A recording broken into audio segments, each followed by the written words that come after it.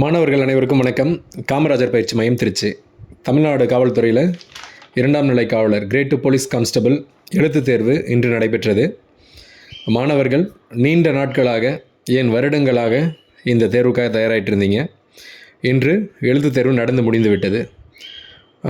சென்ற 2022-23ஆம் ஆண்டுகளின் வினாத்தாள்களுடன் ஒப்பிடுகையில் இந்த வருடத்திற்கான வினாத்தாள் அதே போன்ற ஒரு எளிமையான வினாத்தாளாக தான் இருந்தது. ஆனால் ஒரு 2-3 வினாக்கள் சற்று கடினமான வினாவாக இருந்ததுனால மாணவர்கள், பெரும்பாலான மாணவர்கள் எளிமையான வினாத்தாளாகவே இருக்கும் மற்றும் 68, 69, 70 இந்த மாதிரி மதிப்பெண்களை எதிர்பார்த்து போனதுனால ஒரு சிறிய ஏமாற்றம் ஏற்பட்டிருக்கிறது அப்படின்னு வேணால் நம்ம புரிஞ்சுக்கலாம். மற்றபடி 6ஆம் வகுப்பிலிருந்து 10ஆம் வகுப்பு தரத்திலான பள்ளி புத்தகங்களை படித்த மாணவர்களுக்குரிய வினாத்தாளாக தான் சிறப்பாக அமைந்திருந்தது. இப்போ இந்த வினாத்தாளுடைய ஆன்சர் கீ 6ஆம் வகுப்பிலிருந்து 10ஆம் வகுப்பு தரத்திலான பள்ளி புத்தகங்களில் ஆய்வு செய்யப்பட்டதன் அடிப்படையில் முழுமையான ஒரு ஆன்சர் கீ கொடுத்துருக்கேன். இந்த ஆன்சர் கீ பொறுத்த வரைக்கும் பொது அறிவில் ஒரு 2-3 வினாக்கள் சற்று கடினமானதாக தோன்றினாலும் ஒரு வினாவுக்கு மட்டும் விடை மாறுவதற்கான வாய்ப்பு இருக்குது. அவங்க விடை கொடுத்ததுக்கு அப்புறமா தான் அதை உறுதி செய்ய முடியும். அதே மாதிரி உளவியல் பிரிவில் 2 வினாக்களில் மாற்றம் ஏற்பட்டிருக்கு. மற்றபடி ஒரு எளிமையான ஒரு வினாத்தாள் அப்படின்னு தான் நம்ம சொல்லணும். நீங்கள் வினாவை நீங்கள் படிச்சிங்கனாவே தெரியும். அந்த சூழலில் இருந்தும் மாணவர்களுக்கு அந்த சூழலில் அந்த ஒரு 70 நிமிடங்களில் இந்த மாதிரியான ஒரு 70 வினாத்தாள், அதுவும் நம்ம கடந்த ஒரு 1.5-2 வருடங்களாக உட்காந்து படிச்சுக்கிட்டு இருக்கும்போது படிச்சுட்டு நமக்குரிய வினாத்தாளாக அமையுமா, நமக்குரிய நாளாக அமையுமா என்று நம்ம போய் அந்த எக்ஸாம் ஹாலில் உட்காந்துட்டு அந்த பதட்டத்தோடு இந்த வினாத்தாள் அணுகும்போது ஒரு கடினமான வினாத்தாள், இந்த வினாத்தாளுடைய கணம் மிக பெரியதாகவே இருக்கும். இது மிக எளிமையான ஒரு வினாத்தாளாக கையில் எடுத்தால் இவ்வளோ சிறியதாக இருக்கக்கூடிய இந்த வினாத்தாள் நீங்கள் எக்ஸாம் ஹாலில் உட்கார்ந்து இருக்கும்போது உங்களால் தூக்க முடியாத அளவுக்கு மிகப்பெரிய ஒரு கனமான வினாத்தாளாக தான் உங்களுக்கு தோன்றியிருக்கும். ஆனால் வினாத்தாளின் அம்சத்தை பார்க்கும்போது எளிமையான ஒரு வினாத்தாளாக தான் இருக்குது. இருந்தும் நிறைய மாணவர்கள் சிறப்பான வகையில் விடையளிச்சிருக்காங்க. நம்ம பயிற்சி மையத்திலையும் சுமார் 300க்கும் மேற்பட்ட மாணவர்கள் தேர்வு எழுதினாங்க. நல்ல மதிப்பெண்கள் வாங்கியிருக்காங்க. இதுவரை 67 மதிப்பெண்கள் நம்ம பயிற்சி மையத்தில் இப்போ போட்டிருக்கிற ஆன்சர் கீயின் அடிப்படையில் 67 வினாக்கள் போட்ட மாணவர்கள் இருக்காங்க. நான் அதை பின்னாடி தெரியப்படுத்துகிறேன். இப்போ இந்த வினாத்தாள் பொறுத்த வரைக்கும் பெரும்பாலும் யூடியூப்பில் நிறைய பயிற்சி மையங்கள் எக்ஸ்ப்ளனேஷன்லாம் கொடுத்துட்டாங்க. வினாக்களுக்கு எக்ஸ்ப்ளனேஷன் கொடுத்துட்டாங்க. எங்கிருந்து எடுக்கப்பட்டது என்ன அதோடைய அந்த வினாவின் சாராம்சம் எல்லாமே சொல்லிட்டாங்க. அதனால் அது தொடர்பான நான் விளக்கம்லாம் எதுவும் கொடுக்கல. கம்ப்ளீட்டாக ஆன்சர் கீ கொடுத்துருக்கேன். இதில் இந்த கூற்றுகளில் மட்டும் எந்தெந்த இடத்துல உங்களுக்கு சந்தேகங்கள் ஏற்படும் அப்படின்றத மட்டும் நான் உங்களுக்கு கிளியர் கட் பண்ணுறேன். வேறு எதுவும் இல்லை. மற்றபடி எல்லா வினாக்களும் நேரடி வினாக்களாகவே இருக்குது.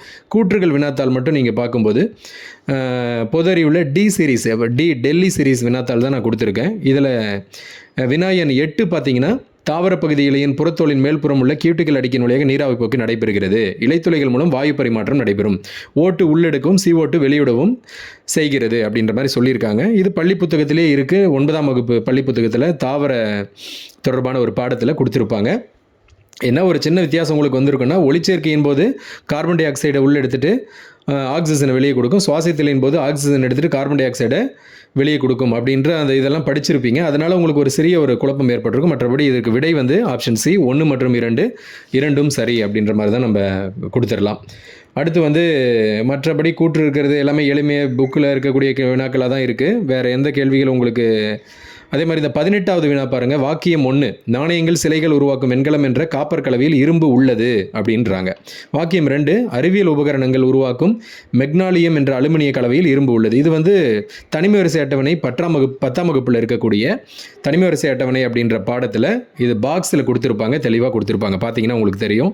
1 மற்றும் 2 இரண்டுமே தவறு. எதுலையுமே இரும்பு என்பது அதில் இல்லை. நீங்கள் பார்த்தீங்கன்னா தெரிஞ்சுக்கலாம்.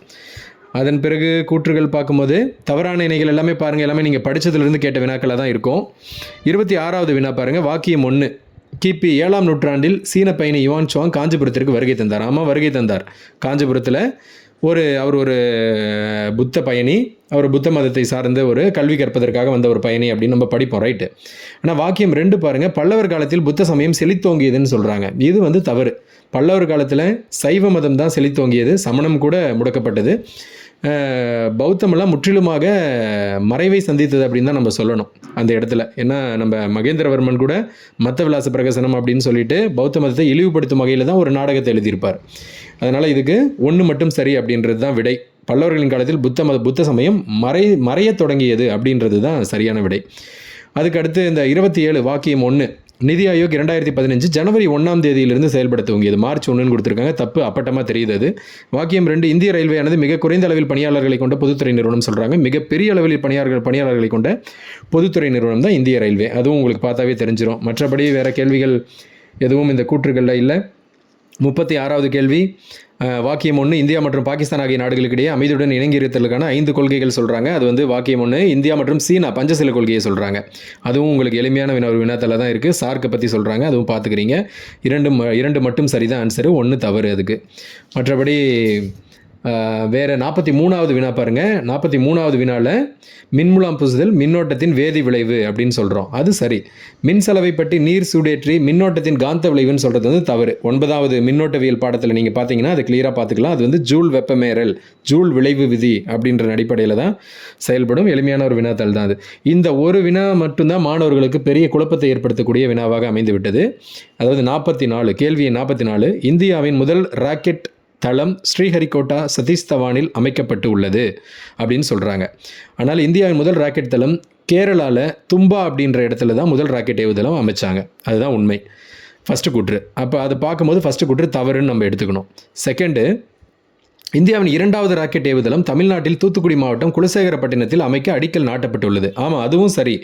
ஆனால் இந்தியாவின் 2வது ராக்கெட் ஏவுதளம்னு அதை எப்படி எடுத்துக்க முடியும்? ஏன்னா தும்பா ராக்கெட் ஏவுதளம் முதல் ராக்கெட் ஏவுதளம், ஸ்ரீஹரிகோட்டா 2வது அப்படின்னும் போது நம்ம குலசேகரப்பட்டினத்தில் இருக்கக்கூடியது 3வதாக தான் நம்ம எடுத்துக்கணும். ஆனால் நடப்பு செய்திகளின் அடிப்படையில் அவங்க கொடுத்துருக்கிறது இந்த ஆங்கிளில் கொடுத்துருப்பாங்க அப்படின்னு நம்ம என்ன எதிர்பார்க்கலாம். தும்பா ராக்கெட் ஏவுதளம் தற்போதைய காலத்தில் செயல்பாட்டில் தான் இருக்குது. ஆனால் ராக்கெட் ஏவுகிற மாதிரியான பெரிய செயல்பாடுகள் எதுவும் அங்கே நடக்கிறது இல்லை. சிறிய சோதனைகள் ஏதாவது நடத்துகிறாங்களே தவிர பெரும்பாலான ராக்கெட் ஏவுதலும் மற்றும் விண்கலன்களை ஏவுதல் எல்லாமே நம்ம ஸ்ரீஹரிகோட்டா சதீஷ் தவான் ஆந்திர பிரதேசத்தில் இருக்கக்கூடிய ராக்கெட் ஏவுதளத்திலேருந்து பண்ணிடுறாங்க. அதனால் இது இப்படி கேட்டுட்டாங்கன்னு நினைக்கிறேன். இந்த கேள்வியை வந்து எப்படி கேட்டிருக்கணும்னா, இந்தியாவில் இஸ்ரோவின் முதல் ராக்கெட் ஏவுதளம்னு கேட்டிருக்கணும். ஏன்னா இஸ்ரோ 1969 ஆரம்பிக்கிறாங்க, 1973 ஸ்ரீஹரிகோட்டா சதீஷ் தவான் ஆரம்பிக்கிறாங்க. இஸ்ரோ ஆரம்பித்த முதல் ராக்கெட் ஏவுதளம் கேட்டிருந்தா ஸ்ரீஹரிகோட்டாவை நம்ம கன்சிடர் பண்ணியிருக்கலாம். இந்தியாவின் முதல்னு கேட்டதுனால தும்பாவுக்கு தான் போகணும், அது ஒன்று பார்த்துக்கணும். 2வது ராக்கெட் ஏவுதளம் தூத்துக்குடி குலசேகரப்பட்டினம் சொல்கிறாங்க. இஸ்ரோவின் 2வது ராக்கெட் ஏவுதளம் அப்படின்னு கேட்டிருந்தாங்கன்னா நம்ம, அல்லது 2வது முதன்மையான ராக்கெட் ஏவுதளம் கேட்டிருந்தா கூட குலசேகரப்பட்டினத்தை சொல்லலாம். ஆனால் வந்து அவங்க 2வது ராக்கெட் ஏவுதளம் பொதுவாக கொடுத்ததுனால 2வது ராக்கெட் ஏவுதளம் நம்ம ஸ்ரீஹரிகோட்டாவை தான் கன்சிடர் பண்ணோம்.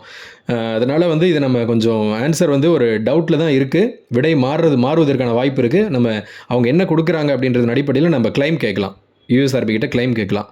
மற்றபடி உளவியல் பிரிவில் வினாக்கள் அப்படியே அதற்குரிய இயல்புலேயே இருக்குது. 54 வினாயன் 54 கேள்வி தவறாக இருக்குது. அதோடைய ஆன்சர் வந்து ஆப்ஷன் பி 255 நீங்கள் போட்டுடலாம். எல்லாத்தையும் 2 கூட்டி 1 கூட்டினீங்கன்னா அந்த ஆன்சர் கிடைக்கும். ஆனால் மேலே 72ன்னு கொடுத்ததுனால அந்த கேள்வி பொருந்தலை, அதனால் அதுக்கு ஒரு வாய்ப்பு இருக்குது. அடுத்து 55 பாருங்கள். இந்த மாதிரியான கேள்வி சமீப காலங்களில் கேட்டதில்லை, ஆனால் இந்த வருஷம் கேட்டிருக்காங்க. இளைஞர்களிடையே அமைதியின்மைக்கு கல்வி நிறுவனங்கள் காரணமா அப்படின்னு ஒரு கூற்று கேட்டுட்டாங்க. அது தொடர்பாக 2 விவாதம் கொடுக்குறாங்க. ஆம், கல்வி நிறுவனங்களில் ஒழுக்கம் இல்லை.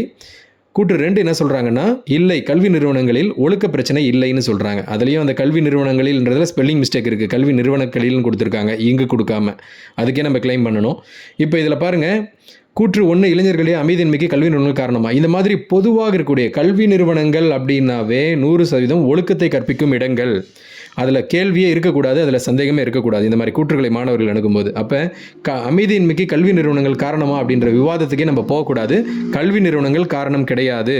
இது நம்ம இந்த மாதிரியான கூற்றுகளில் சரியான அதுக்குரிய விடையை நம்ம சொல்லணும் அப்படின்னா, நம்மளுடைய நடுநிலையோடு அதை புரிஞ்சுக்கிட்டு பேசணுன்னா, ஒரு பொதுவான ஒரு உலக அளவில் ஏற்றுக்கொள்ளப்பட்ட ஒரு விஷயத்தை விவாதத்துக்கு நம்ம கொண்டு வரக்கூடாது. அதனால் அமைதியின்மைக்கு கல்வி நிறுவனங்கள் காரணமா அப்படின்னு கேட்டால் இல்லை, ஆம், கல்வி நிறுவனங்களில் ஒழுக்கம் இல்லை என்பது முற்றிலும் தவறானது. அதனால் அதை என்னன்னு சொல்லிடணும் அப்படின்னா, வாதம் 2 மற்றும் வலுவானதுன்னு சொல்கிறாங்க இல்லைங்களா. ஆம், கல்வி நிறுவனங்களில் ஒழுக்கம் இல்லை அப்படின்றத நம்ம விட்டுருவோம். அது கன்சிடரே நம்ம பண்ண வேண்டாம். ஏன்னா அங்கே கல்வி நிறுவனங்களில் ஒழுக்கம் கண்டிப்பாக 100% கற்பிக்கப்படும். அதனால் அந்த கூற்றை நம்ம எடுத்துக்க வேண்டாம். இல்லை, கல்வி நிறுவனங்களில் ஒழுக்க பிரச்சனை இல்லைன்னு சொல்கிறாங்கல்ல, வாதம் 2 மட்டும் வலுவானது, இதை மட்டும் வேணால் நம்ம சொல்லிடலாம். வாதம் 2 மட்டும் வலுவானது அப்படின்னு வேணால் நம்ம சொல்லிடலாம். ஆமாம், அது வந்து வலுவானதுன்னா என்னென்னா சரின்ற மாதிரியான அர்த்தம். வாதம் 1 மற்றும் 2 இரண்டும் வலுவானது நம்ம சொல்லக்கூடாது. ஏன்னா கல்வி நிறுவனங்களில் ஒழுக்கம் இல்லை அப்படின்றத நம்ம சொல்லவே கூடாது.